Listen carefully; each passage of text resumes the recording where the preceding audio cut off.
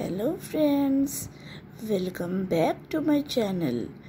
আজকে আমরা পড়ব how to use capital letters বা ক্যাপিটাল লেটার্স আমরা কিভাবে ব্যবহার করব। দেখো, আমরা জানি ক্যাপিটাল লেটার মানে বড় হাতের অক্ষরগুলোকে বলে। তাহলে দেখো, এদিকে দেখা যাচ্ছে এগুলো ক্যাপিটাল লেটার্স। দেখো, এগুলো সব বড় হাতের দেওয়া আছে। আর এখানে বলেছে যে ক্যাপিটাল লেটারগুলোকে সার্কেল করতে হবে। দেখো, এখানে দেখো টিটা ক্যাপিটালে আছে।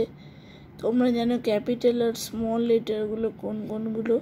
দেখো, টিটা বড় হাতের দেওয়া আছে। এখানে দেখো আইটা বড় হাতের দেওয়া আছে। দেখো, এখানেতে টিটা বড় হাতের দেওয়া আছে, ডিটা বড় হাতের দেওয়া আছে, এখানে ডাব্লিউটা বড় হাতের দেওয়া আছে, এখানে আইটা বড় হাতের দেওয়া আছে, এখানেও ডাব্লিউটা বড় হাতের দেওয়া আছে, এখানেও এসটা বড় হাতের দেওয়া আছে, এখানে টিটা বড় হাতের দেওয়া আছে, এখানে এমটা বড় হাতের দেওয়া আছে, আর এখানে আইটা বড় হাতের দেওয়া আছে।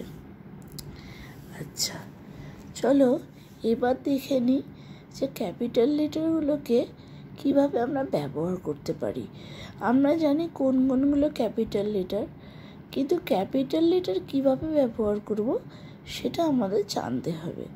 দেখো, যদি আমরা আই লিখি, ইন কেস অফ আই, সেটা কিন্তু আমরা সর্বদাই বড় হাতে লিখব। যেমন ধরো, I have a pet,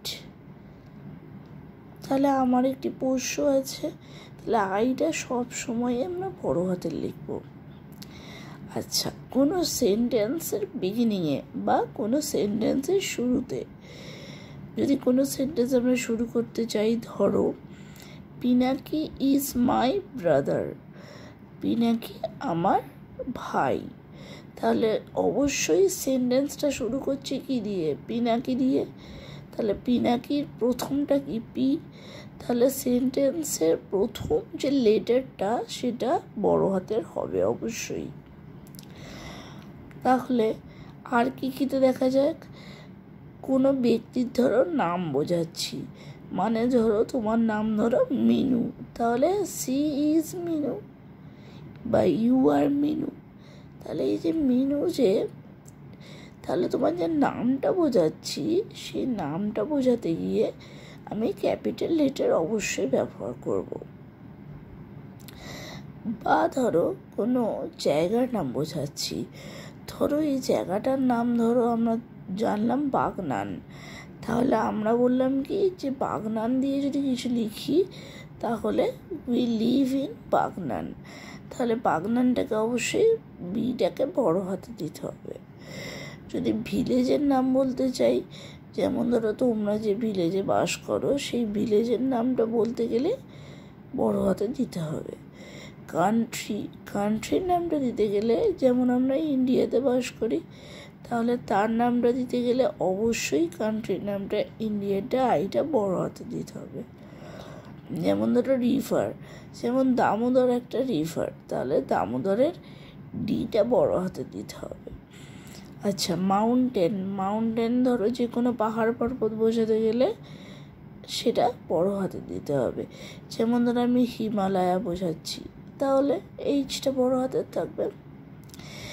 days of the week, কোনো সপ্তাহের নাম বোঝাতে গেলে, ধরো কোনো সপ্তাহে কোনো ডের একটা নাম বোঝাচ্ছি, যেমন ধরো সানডে বা মানডে, তাহলে সেগুলো অবশ্যই প্রথমটা কিন্তু আমার ক্যাপিটাল হবে।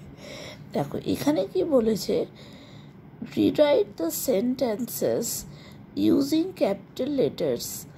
তোমাকে এই যে সেন্টেন্সেসগুলো দেওয়া আছে সেগুলোকে ক্যাপিটাল লেটারে পুনরায় লিখতে হবে। যেমন ধরো এখানে আই অ্যাম মৌলি, অবশ্যই আইটা বড় হাতের হবে। অ্যাম, মৌলিটা যেহেতু কারোর নাম বোঝাচ্ছে, তাহলে এমটা বড় হাতের হবে। মিতা ইজ মাই ফ্রেন্ড, তাহলে সেন্টেন্সের প্রথমে মিতা আসছে, তাহলে এমটা বড় হাতের হবে। আবার যেহেতু মিতাটার নাম বোঝাচ্ছে, তাহলে মিতাটা বড় হাতের হবে। তারপর দেখো উই লিভ ইন বেলনা, আমরা বেলনাতে বাস করি। তাহলে বেলনাটা, তাহলে উইটাতে ডাব্লুটা বড় হাতের হবে, আর বেলনা যেহেতু একটা জায়গার নাম তাহলে বিটা বড় হাতের হবে।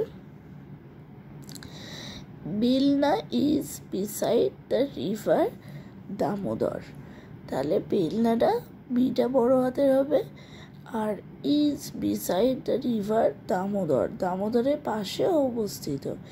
তাহলে একটা নদীর নাম দামোদর, তাহলে ডিটা বড় হাতের হবে।